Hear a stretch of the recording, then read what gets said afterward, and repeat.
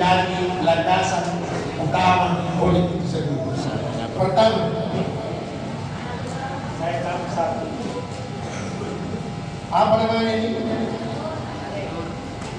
Malai. Yang mana ada malai di sini? Tentunya malai juga. Yang ini kayak bendera ini malai juga. Yang ini tidinya malai juga. Nah, yang mana malai di sini?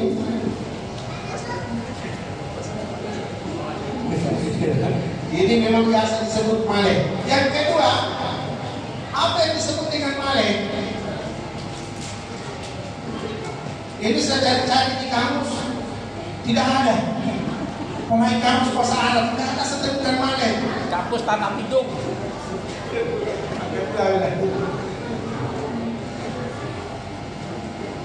Bahasa malai itu ternyata ditemukan di dalam referensi bahasa Sulawesi Selatan. Malai yang kalau dibaca malai. Ada orang Sulawesi? Ada? Malai apa artinya? Ambil. Jadi minta diambil. Jadi yang disebut malai ini benderanya. Yang inilah namanya malai. Yang selalu bergoyang begini. Apa artinya? Memanggil. Bahasa agama memanggil dakwah. Mengajar. Jadi setiap orang yang hadir di maulid punya kewajiban saling mengajar. Ayo, panggil. Sehingga ada selalu dibuat begini, merambai-merambai. Lalu ada batang bambunya yang sudah diraup sebagai batang malai. Kalau bendera masa tidak harus diambil? Guru saya pernah saya tanya, kenapa pakai bambu? Padahal banyak kayu yang naik. Atau pakai besi kan? Pakai lidi kan? Kenapa pakai bambu? Bambu itu adalah simbol kekeluargaan. Simbolnya kekeluargaan. Yang sifatnya bambu itu tumbuh lurus. Cabangnya kecil-kecil. Bahwa menggunakan kata bambu itu sebagai simbol pelajaran bahwa orang memanggil itu caranya bagaimana? Dengan cara kekeluargaan. Dakwah Nabi yang pertama kali dilakukan Nabi di Mekah dengan cara kekeluargaan. Datang ke paman beliau, datang ke sepupu beliau. Itulah sebabnya kekeluargaan itu lagi menjadi dasar negara kita dengan sifat kekeluargaan. Jadi kita di dalam maulid ini ada sifat kekeluargaan. Maksudnya bahwa kita adalah satu komunitas yang saling menghormati, menjaga. Itu yang disebut dengan batang. Bagaimana konsepnya diluruskan? Ada ayat di sini. Wala talbisul haqqa bil batil wa taktumul haqqa wa antum ta'lamun. Janganlah kalian mencampur adukkan yang benar dengan yang batil, dan janganlah kalian menutupi sesuatu yang kalian tahu. Oh, itu adalah benar, itu adalah hak. Itu dilarang oleh Allah Subhanahu wa Ta'ala. Maka polisi diyakini makanya naqulil haqq walau kana mur. Katakan yang benar walaupun itu terasa pahit. Artinya pahit itu saya tidak tega. Saya tidak tega menyampaikannya, tapi mesti saya sampaikan. Tidak boleh ditiru. Kemudian ada telur. Ada pernah buat malai tidak buat telur? Ada model pakai kerupuk. Ada uang 100.000. Berarti sudah dikreasi. Kenapa pakai telur? Telur. Kalau orang Jawa bilang ayam, apa? Mangke. Mangke. Pitik, ayam. Pitik, ayam. Kalau orang Sulawesi bilang anu. Telur ayam digunakan sebagai simbol bahwasanya itu adalah awal generasi. Jadi dia embrio baru yang akan menjadi generasi berikutnya. Sehingga ada biasa orang mengatakan, mana duluan ayam dengan telur? Telur atau ayam? Mana duluan?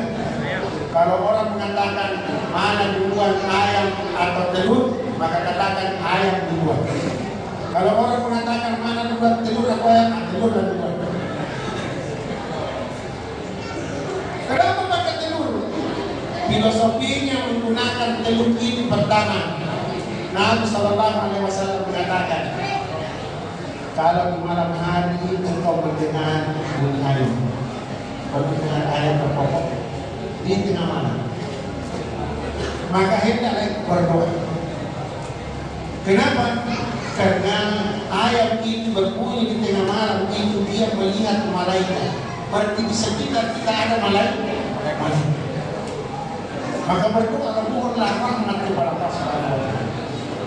Kalau kalian mendengarkan anjing menggogok, maka berdoalah mohon perlindungan kepada Allah Subhanahu wa Ta'ala. Kenapa? Karena anjing itu melihat syaitan. Filosofi yang kedua inilah yang menjadikan telur dijadikan sebagai sarana mau bunuh. Telur ini tidak digantung, tetapi ditusuk dengan kayu tiangnya yang maling. Tidak digantung, ditusuk. Mengapa ditusuk? Karena telur itu melambangkan iman. Melambangkan iman. Lambang iman itu diibaratkan dengan telur. Telur itu halus, di dalamnya ada putih, di dalamnya ada lagi warna kuning, namanya kuning. Yang para ulama Islam mengatakan kulit itulah yang menjadi sarana pelindung pertama yang disebut apa? Iman. Iman itu melindungi. Yang kedua yang di dalamnya itu warna putih apa itu? Itulah yang disebut dengan yang di dalamnya lagi apa? Itulah yang disebut ihsan. Sudah menjadi ihsan. Yang disebut ihsan, engkau menyembah Allah seakan-akan engkau melihatnya. Kalau engkau membawa sadar tidak mampu melihatnya, maka yakinlah Allah melihat. Itulah disebut ihsan. Maka dibawalah itu, dilengkapilah dengan bendera.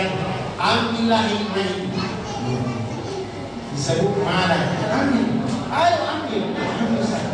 Disebut ambil adalah belajar. Makanya selalu ada itu. Yang kedua, di mana ditancap ini? Di batang pisang. Batang pisang. Karena saya juga tanyakan, kenapa kita ganti saja di batang pisang? Ganti dengan kayu. Kita cari kayu yang bagus, kita raut-raut terus-terus. Lobang serat kita. Pakai kayu. Satu kali aja. Berapa tahun pakai cari dengan kayu yang bagus. Lalu saya mengatakan itu tidak bisa diganti. Kenapa batang pisang? Karena pisang itu antara yang muda, yang tua, yang besar, dan kecil ternyata semuanya sama. Sama kuatnya, sama aromanya. Dan yang kedua, satu-satunya tumbuhan yang tidak ada batangnya, semuanya kulit. Dibuka kulitnya, ada kulit dalam. Buka sampai masuk di dalam, tidak ada batangnya, kulit semua. Apa yang menandakan bahwa manusia itu seperti batang pisang? Bagaimana? Dia mesti kita berbagi sama. Berbagi sama. Sama-sama dibantu. Sehingga